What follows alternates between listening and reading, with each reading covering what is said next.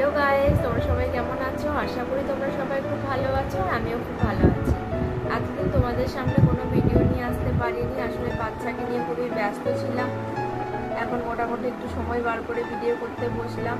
তো এই ভিডিওটা যারা মা হতে চলেছো তাদের জন্য খুবই ইনফরমেটিভ হতে চলেছে। তো আমি নিজেও মা হয়েছি, তো আমার মনে হয়েছে যে বিষয়গুলো তোমাদের জানানো দরকার সেগুলো নিয়ে আমি ভিডিও করছি। তো যারা প্রেগনেন্ট রয়েছো বা মা হতে চলেছো তাদের জন্য ভিডিওটা কিন্তু খুবই ইনফরমেটিভ হতে চলেছে। তো ভিডিওটা তোমরা সবাই শেষ পর্যন্ত দেখবে, মাঝখানে কিন্তু স্কিপ করো না।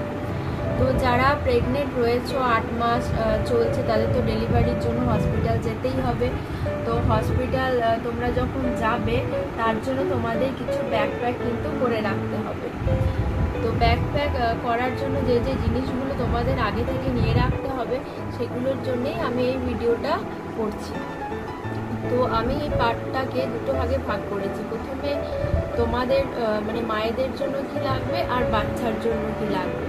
তো প্রথমেই বলি যে মায়ের জন্য কি লাগবে। মায়ের জন্য প্রথমে যেটা লাগবে সেটা হচ্ছে তোমরা যারা প্রেগনেন্ট রয়েছে তারা তো অনেকেই প্রেগনেন্সিতে মাদার ড্রেস ইউজ করেছো।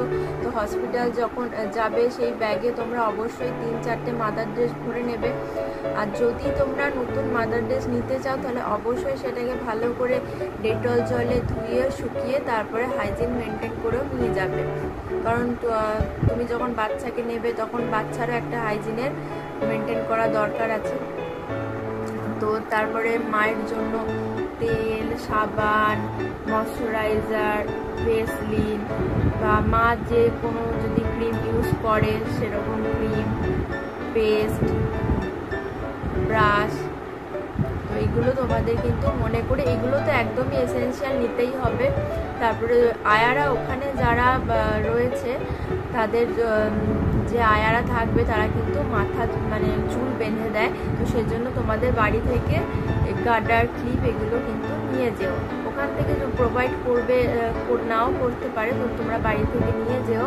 আর অবশ্যই মায়েদের জন্য মোস্ট ইম্পর্টেন্ট যেটা জিনিস হচ্ছে সেটা হচ্ছে ম্যাটারনিটি প্যাড। তো তোমরা ম্যাটারনিটি প্যাড অবশ্যই নিয়ে যাবে, সেগুলো অনলাইনে পাবে। কারণ কি যখন আমাদের ডেলিভারি হওয়ার পর প্রচুর পরিমাণে হেভি ফ্লো হয়, তো আমরা বাড়িতে নর্মালি যে প্যাডগুলো ইউজ করি সেটাতে কিন্তু হয় না। তো ওই প্যাডগুলো নিলে মোটামুটি অনেকক্ষণ স্টে করে। তো তোমরা চাইলে অনলাইনে এরকম অনেক ম্যাটারনিটি প্যাড আছে, তোমরা চাইলে কিনে নিতে পারো। আমি যখন প্রেগনেন্ট ছিলাম আমি হসপিটাল ব্যাগে কিন্তু ওরকম একটা ম্যাটারনিটি প্যাড প্যাক করে নিয়েছিলাম। তো এবার বলি মায়েদের তো এসব রয়েছে, আর যেগুলো রয়েছে তোমরা যেসব ডাক্তারি কাগজপত্র, যেগুলো ডাক্তারের এসেন্সিয়াল একটা ফাইলে কিন্তু ওগুলো ভরে সমস্ত কিছু একটা ফাইলের মধ্যে ভরে কিন্তু ব্যাগের মধ্যে রেখে দেবে। ওটা কিন্তু তোমার জন্য খুব দরকারি। কি এই ওষুধ খেয়েছো, কীরকম কি ট্রিটমেন্ট চলেছে, কীরকম কি রিপোর্ট আছে তোমার, anomaly report, NT scan report বা যে রিপোর্টগুলো আছে সেগুলো ডাক্তার দেখবেন। বা লাস্টলি যে গ্রোথ স্ক্যান হয়েছে, বাচ্চার গ্রোথ কীরকম ছিল সেই গ্রোথ স্ক্যান দেখবে, ডপলারটা। তো এইগুলো কিন্তু তোমরা রিপোর্টগুলো অবশ্যই মনে করে একটা ফাইলের মধ্যে ভরে নেবে। আর ব্লাড রিপোর্ট, কারণ কি কারোর যদি সিজার হয় তো সেক্ষেত্রে অনেকের ব্লাড দিতে হতে পারে। তো ব্লাড রিপোর্ট দেখে ডাক্তার কিন্তু সেটা বুঝতে পারে যে আদৌ ব্লাড দিতে হবে কিনা। তো সেই জন্য অবশ্যই ব্লাড রিপোর্টটা নিয়ে যেও। আর ডাক্তারের প্রেসক্রিপশন এগুলো ভরে রেখো। এবার চলো বলি, আর একটা ইম্পর্টেন্ট জিনিস যেটা আমি ভুলে যাচ্ছিলাম, এটা হচ্ছে আধার কার্ড কিন্তু অবশ্যই সঙ্গে করে নিয়ে যাবে। বাবা মা দুজনেরই আধার কার্ড কিন্তু সঙ্গে করে নিয়ে যেতে হয়। আর তারপর চলে যায় এবার বাচ্চার কি কি জিনিস তোমাদের আগে থেকে নিয়ে যেতে হবে। অনেকেই বলে কি না বাচ্চার জিনিস আগে থেকে কিনতে নেই, এটা আমার বাড়িতেও বলা হয়েছিল। তো আমি বলবো কি আগে থেকে বাচ্চার কিছু প্রিপারেশন নিয়ে যাওয়া দরকার আছে, কিন্তু আমিও নিয়ে গিয়েছিলাম। তো অবশ্যই তোমরা বাচ্চার জন্য নিয়ে যেও 2-3টে সুতির জামা, ছেলে বা মেয়ে হবে সেটা তো তোমরা জানো না। ছেলের জামাও নিতে পারো, মেয়ের জামা নিতে পারো, মানে যেগুলো ইউনিসেক্স পরা যাবে সেরকম জামাই কিনবে, তো তাহলে দুজনের জন্যই হয়ে যাবে। তো সেরকম 2-3টে জামা ভালো করে ডেটল জলে ধুয়ে রোদে শুকিয়ে হাইজিন মেনটেন করে নিয়ে যেও।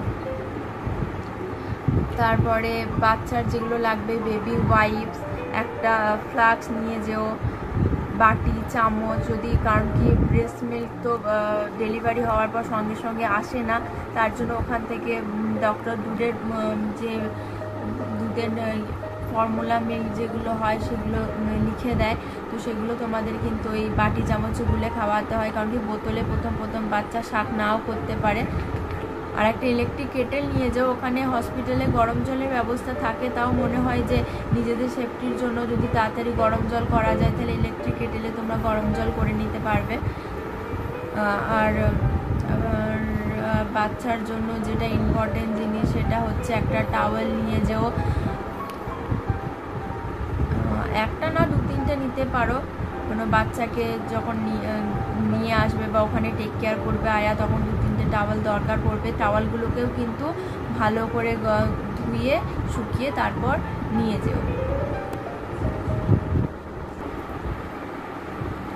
আর অবশ্যই তোমরা কিন্তু বেবি ডাইপার নিয়ে যেও বাড়ি থেকে, ওখান থেকে প্রোভাইড করবে কি করবে না আমি জানি না, তাও বাড়ি থেকে নিয়ে যেও।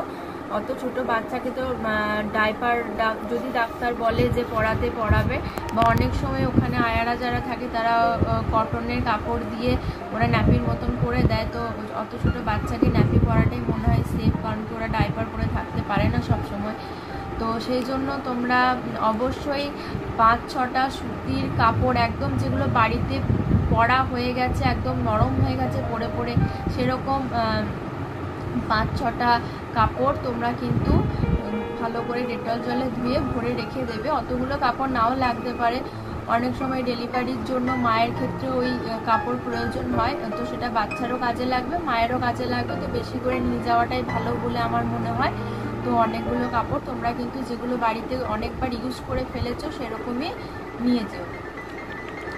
আর একটা ডেটল অবশ্যই নিয়ে যাবে, আর নিয়ে যাবে তোমরা স্যানিটাইজার, কারণ কি অনেকে বাইরে থেকে বেবিকে দেখতে আসে, তো তাদের হাতে অবশ্যই একটু স্যানিটাইজার কিন্তু দিয়ে দিও, তারপর বাচ্চাকে ওরা টাচ করবে, কারণ কি একটা হাইজিনের ব্যাপার থাকে, ছোট বাচ্চা ওদের অনেক সময় ভাইরাস ব্যাকটেরিয়া লেগে অনেক কিছু প্রবলেম হতে পারে।